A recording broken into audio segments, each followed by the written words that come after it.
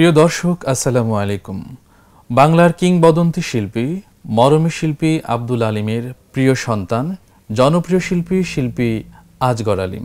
আজকে আমরা তার সঙ্গে কথা বলবো। আব্দুল আলিমের অনেক অজানা কথা এবং সুর আমাদের আজকের এই অতিথি আমাদের সামনে আপনাদের জন্য মেলে ধরবেন ইনশাল্লাহ। কেমন আছেন? ভালো আছি।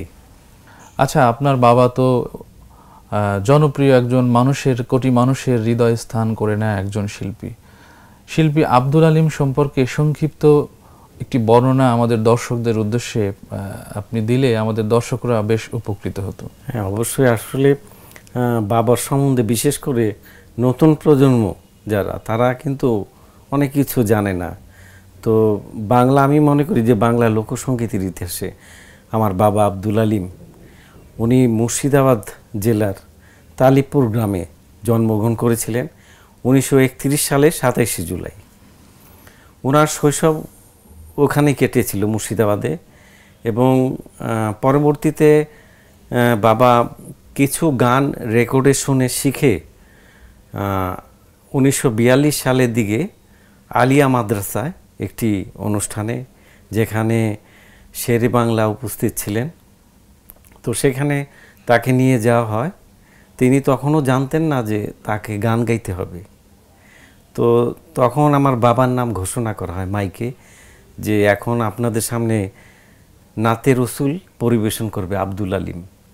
তো আমার বাবা তো একদম হতবাক হয়ে গেলেন যে আমি দেখতে এসেছি অনুষ্ঠান, আমার নাম ঘোষণা করল।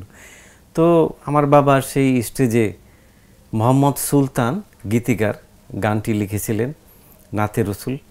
তো গানটি সেখানে উনি গাইলেন। তখন বাবার বয়স 10-11 বছর। তো তখন শেরে বাংলা একদম কেঁদে ফেললেন গানটি শুনে, এবং যে ওইখানে যে দর্শক ছিলেন অডিয়েন্স, তো তারাও মানে আমার বাবার গান শুনে একেবারে অভিভূত।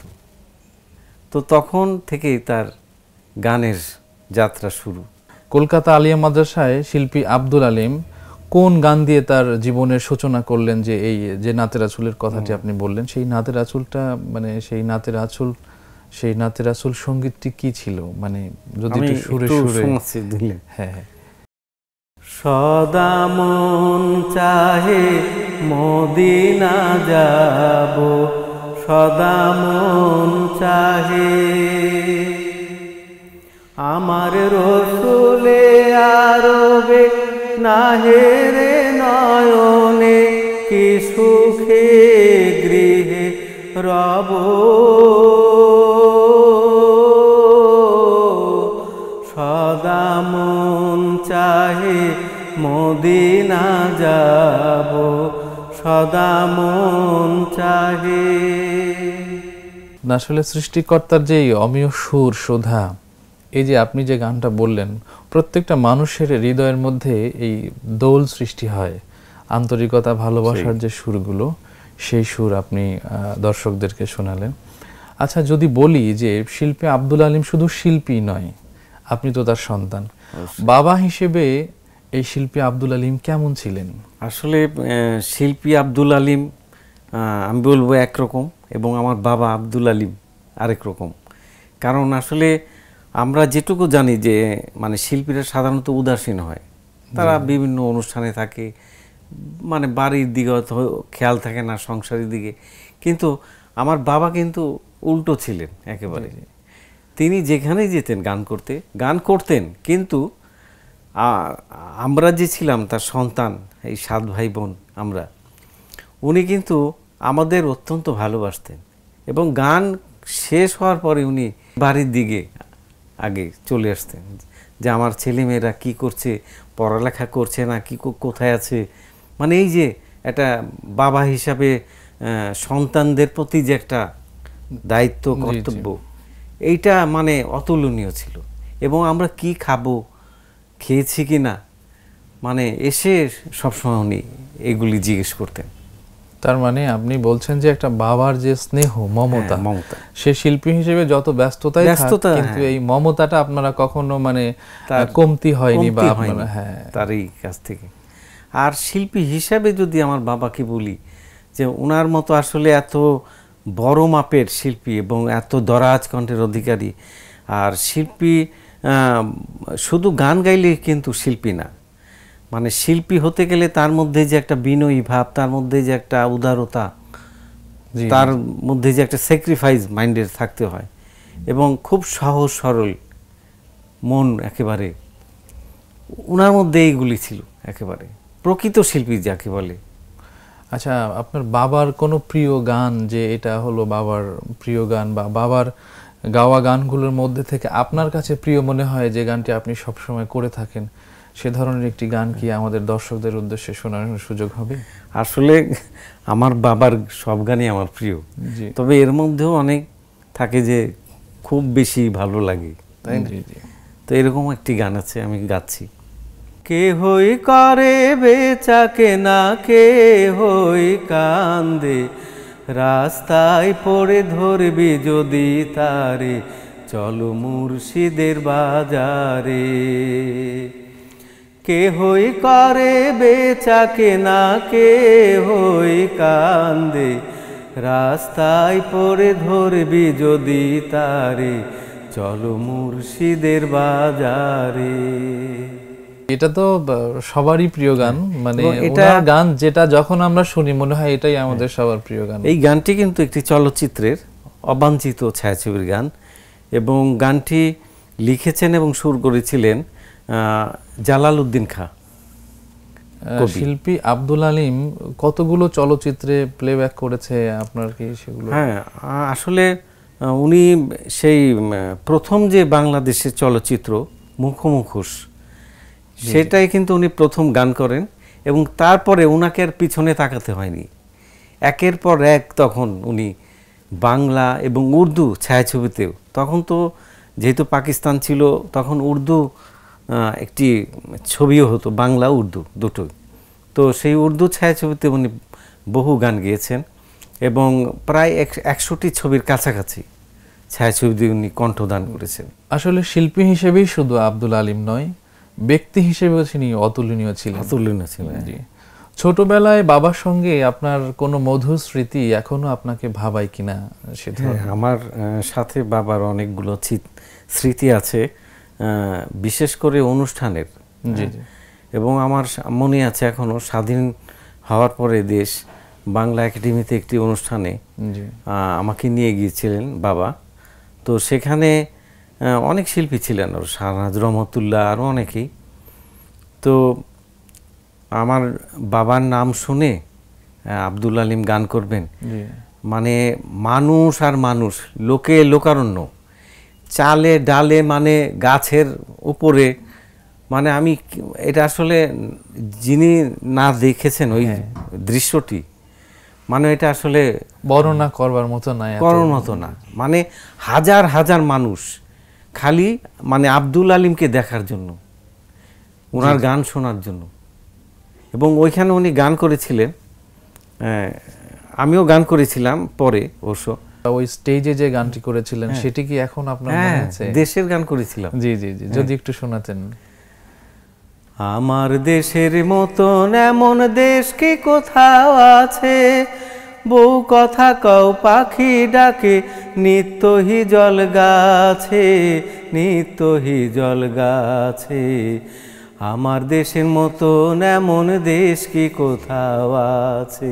তার সৃষ্টিগুলো এত মধুর ছিল, এবং বাবার কণ্ঠ এমন ছিল, কণ্ঠের মধ্যে একটা জাদু, যেটা উনি বের করতেন মুখ দিয়ে, সেটাই কিন্তু মানে মানুষের হৃদয়ে গেঁথে যেত।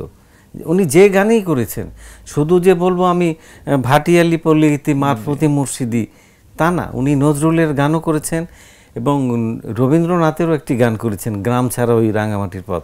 রবীন্দ্রনাথের সেই গানটি যদি আমাদের একটু শোনাতেন। আসলে আমি রবীন্দ্রসঙ্গীত গান করি না খুব একটা, তারপর একটু গাচ্ছি। গ্রাম ছাড়া ওই রাঙামাটির পথ,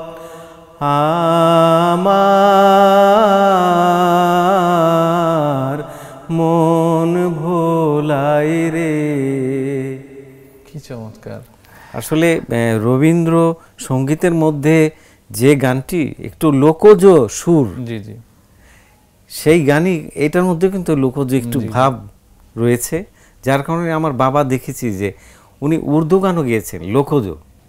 মানে শিল্পী আব্দুল আলিম শুধু মানে গ্রাম বাংলা সুর না, সে ভিন্ন ভাষার গানগুলোকেও সে এবং নজরুলের গানও করেছেন উনি, ছায়াছবিতেও করেছেন। মানে সঙ্গীতের অনেকগুলো স্তরে তার বিচরণ ছিল। এক কথায় একটা শিল্পী, রবীন্দ্রসঙ্গীত শিল্পীগুলো শুধু রবীন্দ্রনাথের গানগুলো নিয়ে বিচরণ করে, নজরুলের শিল্পীগুলো নজরুল সঙ্গীত নিয়ে বিচরণ করে, কিন্তু আব্দুল আলিম ছিলেন যিনি নজরুল, রবীন্দ্রনাথ, উর্দু সকল ভাষায়। এবং ওনাকে আমি বাবাকে দেখেছি যে উনি আধুনিক গানও করতেন বাসায় বসে। জি, মানে ভালো লাগতো যে গান বাবার কাছে।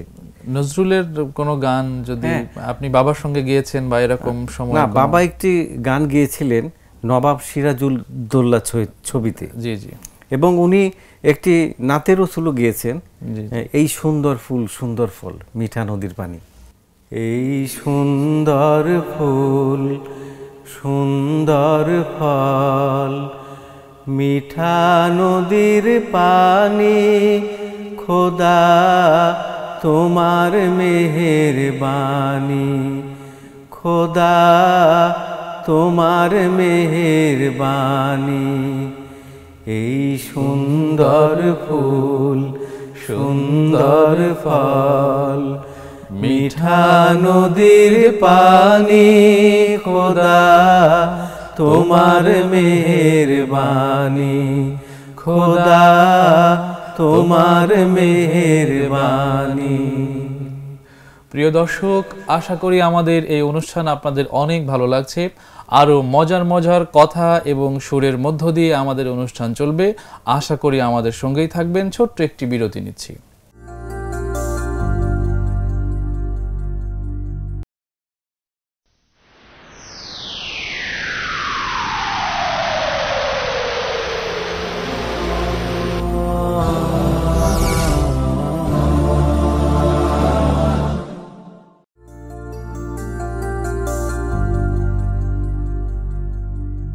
প্রিয় দর্শক, বিরতির পর আমরা আবারও ফিরে এলাম স্মরণীয় বরণীয় অনুষ্ঠানে।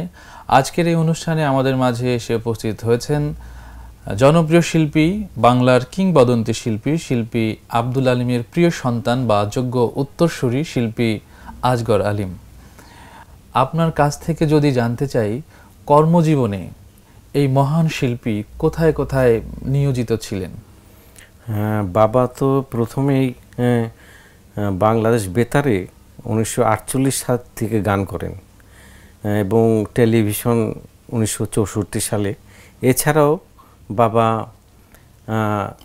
একমাত্র বাংলাদেশে যে সঙ্গীত কলেজ আছে, সরকারি সঙ্গীত মহাবিদ্যালয়, জি জি, সেখানকার উনি লোকসঙ্গীত বিভাগের প্রধান ছিলেন এবং উনি ওইখানে টিচার হিসাবে ছিলেন এবং বহু ওনার ছাত্রছাত্রী ওখানে গান শিখেছেন বাবার কাছে।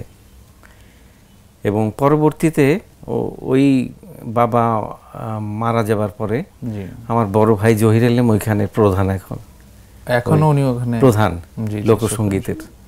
লোকসঙ্গীতের একটি মধুর সুর দিয়ে যদি আমাদের দর্শক একটু মানে নবী মোর পরশমণি, নবী মোর সোনার খনি, নবী নাম ভাবে যে জন সেই তো দোজাহানের ধ্বনি।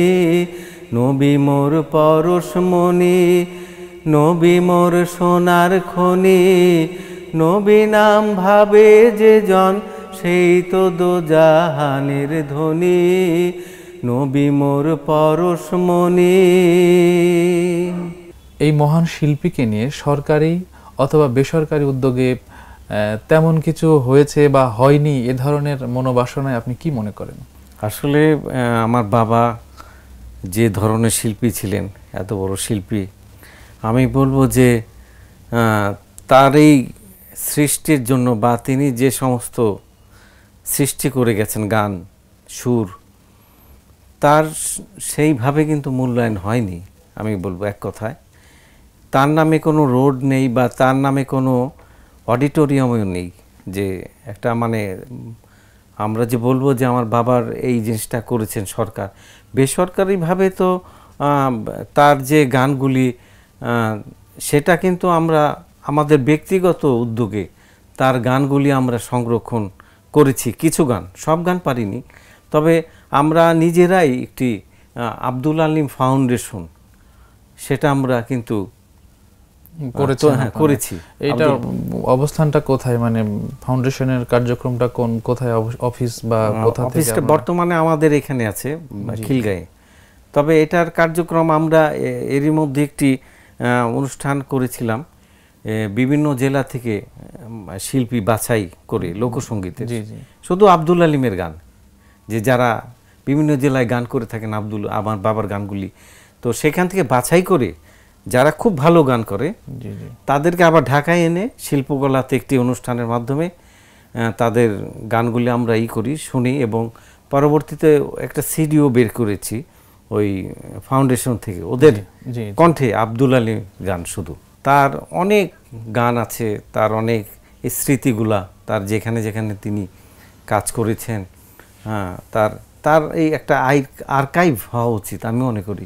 আমরা আজকের এই অনুষ্ঠানের মধ্য দিয়ে এটাও দর্শকদের এবং প্রশাসন, সরকারের এবং বেসরকারি উদ্যোগেও যারা এগিয়ে আসবেন তাদের সকলকে আমন্ত্রণ জানাচ্ছি যে এরকম একজন মহৎ ব্যক্তির জন্য অন্তত কিছু করা উচিত, তাহলেই শিল্পী সমাজের হৃদয়ের পরিতৃপ্তিটা আসবে ইনশাআল্লাহ। এবং এইগুলির মাধ্যমে তিনি বেঁচে থাকবেন।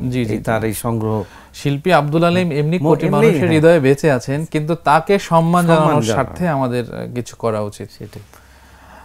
আপনি যদি একটি, যেমন জনপ্রিয় গান তো সবগুলোই, যা শুনছি সেগুলোই জনপ্রিয়, তার মধ্যে আল্লাহু আল্লাহু তুমি জাল্লে জালালুহু, আল্লাহু আল্লাহু তুমি জাল্লে জালালুহু, শেষ করা তো যায় না গে তোমার গুণগান।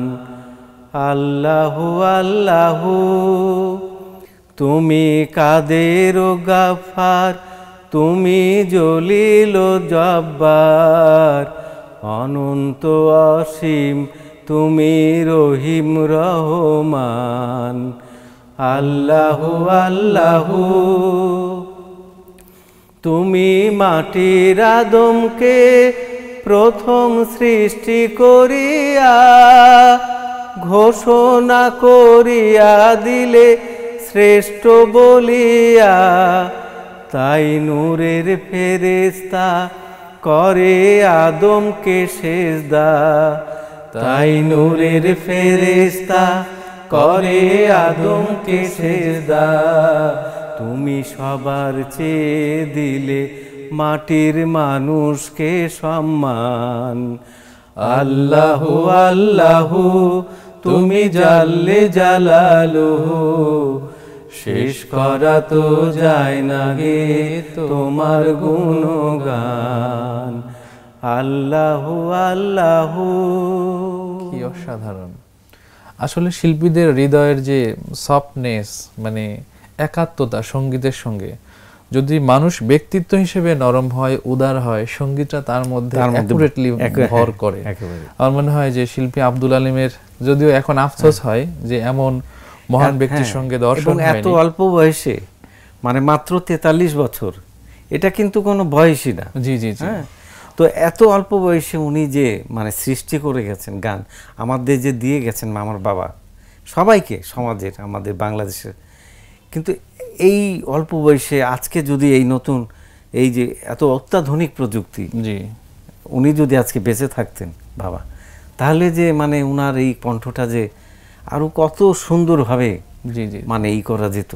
এখন তরুণ প্রজন্ম যে সঙ্গীত চর্চা করছে, আপনি যে বিভিন্ন ক্যাটাগরিতে যে সঙ্গীতগুলো আছে, ব্যান্ড বলেন, আধুনিক বলেন, আরো অনেকগুলো ক্যাটাগরি আছে, এই তরুণ প্রজন্মের সঙ্গীত চর্চাটা কি মানে সঠিকভাবে হচ্ছে, বা ব্যক্তিত্বটা তার অ্যাকুরেট ভাবে গড়ে নিতে পারছে কিনা, এই বিষয়ে আপনি যদি একটু বলতেন। আসলে যুগের পরিবর্তনের সাথে সাথে কিন্তু সব কিছুরই পরিবর্তন হয়। তো আমি মনে করি যে যারা এখন তরুণরা যারা গান করছে, নতুন প্রজন্ম, গানটা কিন্তু সঙ্গীতটা একটি সাধনার ব্যাপার। হ্যাঁ, এটা কিন্তু একেবারে ভিতর থেকে আসতে হবে, এবং তার মধ্যে সেই যিনি গান করবেন বা করেন, তার মধ্যে কিন্তু একটা সরলতা, একটা বিনয়ী ভাব, শ্রদ্ধাবোধ, এগুলি কিন্তু থাকতেই হবে। শুধু তাই না, আমার মনে হয় যে শিল্পী আব্দুল আলিম মুসলমান হিসেবে তার ধর্মকে এত বেশি প্রায়োরিটি দিয়েছেন যে তার জন্ম থেকে মৃত্যু পর্যন্ত সুরের মাধ্যমে সৃষ্টিকে খুঁজে নেয়া বা আল্লাহর সৃষ্টিকর্তাকে কিন্তু ডেকেছেন তার এই যে কণ্ঠের সুরের মাধ্যমে। অথচ এখন কিন্তু আমরা যারা সঙ্গীত চর্চা করি, আমি যে ধর্মের অনুসারী হই, আমার মনে হয় আমরা ধর্মকে বাদ দিয়ে শিল্পীদেরকে অন্য একটি জায়গায় নেওয়ার চিন্তা করছি, যেটি আসলে মানে ধর্মের সঙ্গে পুরোটা সাংঘর্ষিক। এ বিষয়ে আপনি কি মনে করেন? আমরা কিন্তু ধর্মভীরু এবং আমাদের এই ইসলাম ধর্ম যে ধরনের মানে অশ্লীলতা আমি মনে করি যে দূরে রেখে আমাদের মানে ওইভাবে কিন্তু আমাদের গান করা উচিত। আমিও কিন্তু একসময় দেখা যাচ্ছে যে অধিকাংশ মানুষই অনেকেই আছে যারা সঙ্গীত চর্চা করেন, আপনি নিজেও করেন কিনা জানি না, যে যখন ঘুমাতে যান দেখা যাচ্ছে একটি সুন্দর গান, আল্লাহু আল্লাহু তুমি জাল্লে জালালুহু, এই যে আত্মার সঙ্গে সেই গানের সুরকে আমি শ্রদ্ধা জানাতে জানাতে আমি ঘুমিয়ে পড়ছি। এইরকম সঙ্গীত তো আসলে আব্দুল আলিম ছাড়া এরকম সৃষ্টি তো আর খুঁজে পাওয়া যাচ্ছে না বর্তমানে। আমার এখনো স্মৃতি মনে পড়ে বাবার, যখন হসপিটালে ছিলেন, পিজি হাসপাতালে, তখন উনি কিন্তু প্রতিদিন রাতে দেখতাম যে এই সুন্দর ফুল এই গানটি গাইতেন। তারপরে দুয়ারে এসেছে পালকি, উনি কিন্তু শুয়ে শুয়ে তারপর আস্তে ঘুমিয়ে পড়তেন। আহা, আল্লাহু আকবার। তারপরে মন ভ্রমরা মজলি না তুই, রসুল নামের রসে। তো দুয়ারে এসেছে পালকি, যে ফিলটা মানে হাসপাতালের বেডে শুয়েও তিনি ফিল করছেন যে আমার গতিটা কখন যাবে, আমার যাওয়াটা যেন সুন্দর হয়, আমার যাওয়াটা যেন আল্লাহ আমাকে হাসি মুখে নেন। যদি একটু দর্শকদের উদ্দেশ্যে সেই গানটি একটু শোনাতেন। দুয়ারে আইসাছে পালকি নায়রি গাও তোলো রে তোলো মুখে আল্লাহ রসুল সবে বলো। দুয়ারে আইসাছে পালকি নায়রি গাও তোলো রে তোলো মুখে আল্লাহ রসুল সবে বলো। ও মুখে আল্লাহ রসুল সবে বলো। দুয়ারে আইসাছে পালকি, আমরা অনেক সময় মোনাজাতে আমরা বলি যে আল্লাহ ইমানের সঙ্গে আমাদের মৃত্যুটা দিও, আমাদের মৃত্যুটা যেন হাসি মুখে হয়। শিল্পী আব্দুল আলিম হাসপাতালের বেডে শুয়ে শুয়ে সেই চিন্তাই করেছেন, দুয়ারে আইসাছে পালকি নায়রে গাও তোলো। তিনি কিন্তু বুঝতে পেরেছিলেন যে তিনি বাবা আর বাঁচবেন না, এটা উনি অনুভব করতে পেরেছিলেন। আল্লাহ, আমাদের দেশ এই যে জোয়ার ভাটা যে শুরু হয়, নদীর ভাঙন, একুল ভাঙে উকুল গড়ে, এই যে জনপ্রিয় সে ও পদ্মা নদীর জনপ্রিয় গান, মানে বাংলাদেশের বা বহির্বিশ্বের বাংলা ভাষাভাষী অনুসারীদের হৃদয়ে এই গানটা জানা নেই এমন একটি লোক নেই। যদি এই গানটি আপনি একটু শোনাতেন। সর্বনাশা পদ্মা নদী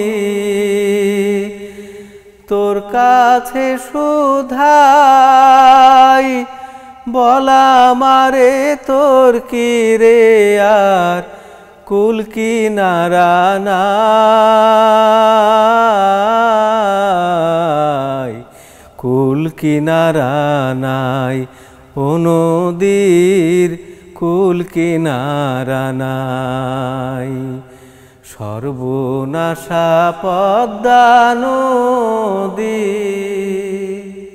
পদ্মা নদীর পাশাপাশি যে কল কল ছলো ছলো, এই সুরটা একটু শোনাতেন। কল কল ছলো ছলো নদী করে টলমল, ঢেউ ভাঙে ঝড় তুফানেতে, নাও বায়ু না মাঝে বেশম দুই রাতে, তুমি নাও বায়ু না মাঝে বেশম দুই রাতে। শিল্পী আব্দুল আলিমকে নিয়ে জানার এবং বোঝার অনেক সময় অনেক ব্যাপ্তি প্রয়োজন, একদিনের এই আলোচনায় সম্ভব না। আমরা আশা করছি আজকের আমাদের এই অনুষ্ঠানে জনপ্রিয় নন্দিত শিল্পী আজগর আলিম এসেছেন এবং তাকে আমরা আরও নিয়ে এসে শিল্পী আব্দুল আলিম সম্পর্কে আরও অনেক কিছু জানবো এবং জানার আছে সেই প্রত্যাশা রাখবো। আমাদের আজকের এই স্মরণীয় এবং বরণীয় অনুষ্ঠান এখানেই শেষ করব আমরা আজকের এই অতিথির কাছ থেকে সুন্দর একটি গানের মধ্য দিয়ে। দর্শক, প্যান ভিশনের এই আয়োজনে আপনাদের সকলকে সাধুবাদ এবং সাদর সম্ভাষণ এতক্ষণ আমাদের সঙ্গে থাকবার জন্য। চলুন, আমরা অনুষ্ঠানের শেষ দিকে চলে এসেছি এবং একটি গানে গানে আমাদের আজকের অনুষ্ঠান শেষ হবে। প্লিজ। আমি গান গাওয়ার আগে আপনাকে ধন্যবাদ দিচ্ছি এবং প্যান ভিশনকেও ধন্যবাদ জানাচ্ছি আজকে আমাকে এখানে আমন্ত্রণ জানানোর জন্য। এখনো সময় আছে, আল্লাহ নবীর নাম লও, আল্লাহ নবীর নাম। ভালাই যদি চাও রে ভাই, ভালাই যদি চাও রে ভাই, আখেরাতের কাম করো, আখেরাতের কাম। এখনো সময় আছে, আল্লাহ নবীর নাম লও, আল্লাহ নবীর নাম। ছাড়তে হবে ঘর বাড়ি, যখন হবে সমন জারি, সমন জারি। ছাড়তে হবে ঘর বাড়ি, যখন হবে সমন জারি, সমন জারি। থাকবে পরে বাদশাহী তোর বালাখানায় এই আরাম, থাকবে পরে বাদশাহী তোর বালাখানায় এই আরাম। এখনো সময় আছে, আল্লাহ নবীর নাম লও, আল্লাহ নবীর নাম। এখনো সময় আছে, আল্লাহ নবীর নাম লও, আল্লাহ নবীর নাম।